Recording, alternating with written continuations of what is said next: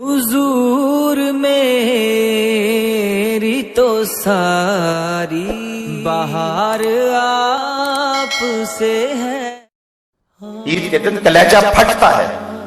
ایک طرف ہم عید کی خوشیاں منا رہے ہوتے ہیں اور ایک طرف غریبوں کے بچے روٹھ کے بیٹھے ہوتے ہیں، اتنے پیسے دو گے تو ہم گھر سے جائیں گے۔ بچے تو بچے ہوتے ہیں اور تو کھیلنے کو چاند بھی مانگ لیتے ہیں۔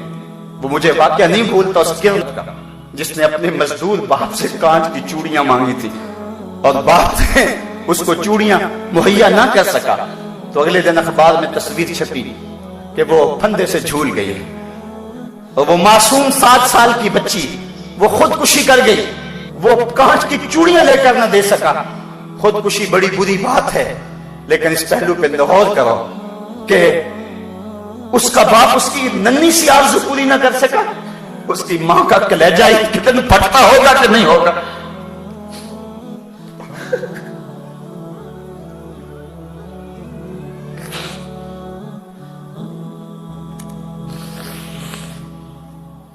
اعلی نسب کوٹھیوں میں رہنے والوں، غریبوں کی جھونپڑیوں کو بھی دیکھو۔ بڑی بڑی کاروں میں گھومنے والوں، ان پیدل چلتے لوگوں کے دکھوں کو بھی سمجھو۔ اپنے گھروں میں گھی کے چراغ جلانے والوں، ان لوگوں کو بھی دیکھو جو نان شبینہ کو ترستے ہیں۔ رات کو جن کے گھر میں چولہا روشن نہیں ہوتا۔ 7-8 سال قبل میں ایک دن بازار گیا، چھوٹی عید کا دن تھا، میرے ساتھ میرا بھائی بھی تھا، تو میں نے کہا کہ گھر جا رہے ہیں چلو کوئی چیز لے جائیں، آج عید کا دن ہے۔ تو مچھلی بازار میں چلے گئے تو میں نے وہاں ایک عجیب منظر دیکھا جو آج تک مجھے بھول نہیں سکا۔ ہم نے اسے کہا کہ ہمیں مچھلی دے دے، تو وہ مچھلی کو صاف کر کے جب اس کو کاٹنے لگا تو اس کا سر ایک بالٹی میں ڈال دیا اور اس کی پیچھے دم اس نے تھوڑی سی زیادہ کاٹی اور تھوڑا سا گوشت بھی اس کے ساتھ چلا گیا، وہ بھی بالٹی میں ڈال دیا۔ اس طرح جو بھی وہ مچھلی تیار کرتا تو سر اور دم بالٹی میں ڈالتا چلا جاتا، باقی اس کا جو بھی اس سے غلاظت اور جو کچھ بھی اس سے جو ہے وہ جھڑتا وہ نیچے پھینکتا چلا جاتا۔ تجسس تھا کہ یہ بالٹی میں کیوں ڈال رہا ہے۔ خیر تھوڑی دیر کے بعد میں نے دیکھا کہ ایک نوجوان آیا پیچھے سے، اس نے اس کو 10 روپے دیے اور اس نے اس بالٹی میں ہاتھ ڈالا اور چند مچھلی کے سر اور چند اس کی دمبے نکال کر کے ایک شاپر میں ڈال کے اس کو دے دی۔ حیران سا ہو گیا کہ اس نے یہ کیا کر دیا۔ خیال تھا کہ شاید یہ کوئی نوجوان سا ہے، شاید کوئی کبوتروں کو ڈالتا ہوگا، کوئی ایسا معاملہ ہوگا، اس کا کوئی کبوتر کی غذا بناتا ہوگا۔ لیکن اس کے باوجود جو ہے وہ تجسس بڑھتا گیا، مجھ سے نہ رہا گیا، میں اس کے پیچھے چلا گیا۔ میں نے کہا کہ نوجوان اس کو کیا کرے گا؟ اس کی نظریں تھوڑی سی جھکیں اور مجھے کہنے لگا اس کا شوربہ بناؤں گا اور مچھلی کا مزہ مل جاتا ہے اس سے۔ صاحبوں میں عید کے دن کی بات سنا رہا ہوں اور اس ملک کی بات سنا رہا ہوں۔ جب اس ملک کے اندر لوگ ایسی زندگی عید کے دن بھی گزاریں گے، وہ تو حکمرانوں کے گریبان نوچنے کو آئیں گے، وہ تو امیروں کے گھر دیکھ کے خوش نہیں ہوں گے، وہ تو کہیں گے ان محلات کو آگ لگ جائے، جو ہم غریبوں کے لیے نان شبینہ بھی میسر نہیں ہے۔ یہ میں بات جو ہے وہ اپنے معاشرے کا دکھ آپ کے سامنے رکھ رہا ہوں۔ اللہ قیامت کے دن اتنی دیر تک کسی شخص کو اپنے سامنے سے ہٹنے نہیں دے گا جب تک یہ پوچھ نہیں لے گا کہ وفیما انفقہ، یہ مال تو نے کہاں خرچ کیا ہے۔ آج تو افطار پارٹی بھی ہم کرتے ہیں تو ہماری کوشش ہوتی ہے کہ اس میں بھی 2 عدد وزیر آ جائیں اور ہماری شہرت ہو جائے۔ غریبوں کو تو کوئی وہاں بھی نہیں پوچھتا ہے۔ ولیمہ ہوتا ہے تو اس وقت بھی ہم فہرست بناتے ہیں تو کہتے ہیں ان لوگوں کو بلائیں کہ جن کی وجہ سے ہمارے گھر کی زینت بنے اور کہیں فلاں فلاں لوگ آئے ہوئے ہیں۔ کبھی غریبوں کو بھی خیال کیا؟ حکمران تو وہ تھے لوگوں کی دہلیز پہ امن دینے والے، لوگوں کی چوکھٹ پہ جو ہیں وہ نور بانٹنے والے۔ اور تمہیں میں حضرت عمر کی کہانی سناؤں۔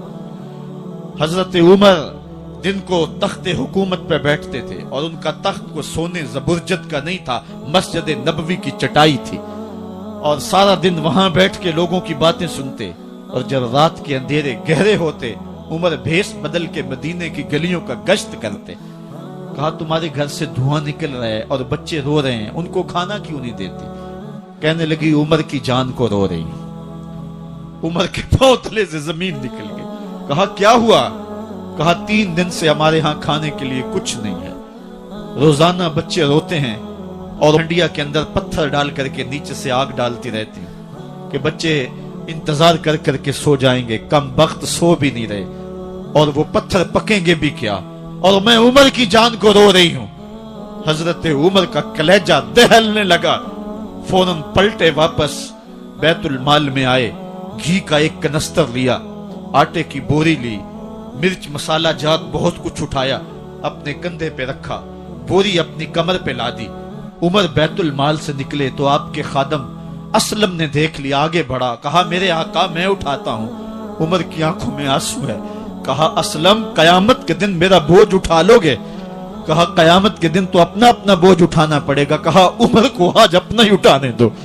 हजरत उमर वो घी का कनस्तर और वो आटे की बोरी सर पे उठाए हैं और उस खातून के घर जाते हैं और दस्तक देते हैं। वो जब देखती है उसकी जान में जान आ जाती है। कहा जल्दी जल्दी आटा गूंदो, और उमर सब्जी काटने लग जाते हैं।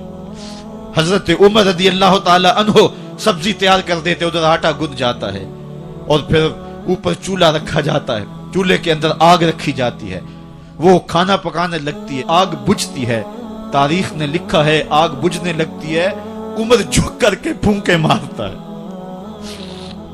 उमर झुक झुक के फूंके मारता है। खाना पक गया और बच्चों के सामने खाना रख दिया, बच्चे खा रहे हैं। अब बच्चे रो रो के निढाल हो चुके थे। हजरत उमर अपने हाथों को और अपने घुटनों को और अपने पांव को जमीन पे लगा के, जिस तरह बकरी का बच्चा चलता है वेड़े के अंदर, कभी इधर चलते हैं कभी इधर चलते हैं, ताकि बच्चे मुझे देख के खुश हों और दिल में कहते उमर जितना रुलाया है अब इतना हंसाना भी पड़ेगा। तो कभी उमर अमीरुल मोमिनीन, ये मैं किसी आज के जो है वो लोगों के वोटों पे मुंतखब होने वाले हुक्मरान की कहानी नहीं सुना रहा, मैं उस उमर की कहानी सुना रहा हूं जो 23 लाख मुरब्बा मील का हुक्मरान है, आधी दुनिया का बादशाह है। हजरत उमर जो है जिस तरह बकरी का बच्चा चलता है, इस तरह अपने हाथ और अपने घुटने जमीन पे टेक करके जो है वो इस तरह चलते हैं। बच्चे उमर को देख के मुस्कुराते हैं। जब बच्चे मुस्कुराने लगे तो हजरत उमर ने उस खातून से कहा बुढ़िया उमर को माफ कर दे। उसने कहा तू इतनी हमदर्दी क्यों करता है? कहा उमर बेचारा बड़ा फंसा हुआ है, फिक्र है उसको यरमू को फुस्ता तो हुलवान की, जब फतह है मिस्र तो तैयारी है ईरान की, आते जाते वफद से मुलाकात भी करता होगा, आते जाते वफद से मुलाकात भी करता होगा, और शब को मालूम हालात भी करता होगा। कांटों में उलझी हुई बेचारे की जान है, नींद उसको भी आती है, आखिर वो इंसान है, मेरी बहन उमर को माफ कर दे। उसने कहा नाना उमर की बात मेरे सामने न कर, कयामत का दिन होगा, उमर का गिरेबान होगा और मेरा हाथ होगा। जब उसने ये बात कही तो उमर बर्दाश्त न कर सके, बच्चों की तरह बिलक बिलक के रोने लगे। कहा वो बदनसीब उमर तेरे सामने है, आज ही कहला जो कहना है, कयामत के दिन मुझे माफ रखना। उसने कहा तू उमर है? कहा बदनसीब उमर तेरे सामने खड़ा हूं। मेरे उमर कहते हैं अगर दजला के किनारे एक बकरी का बच्चा भी प्यासा मर गया, उसका हिसाब भी उमर से लिया जाएगा।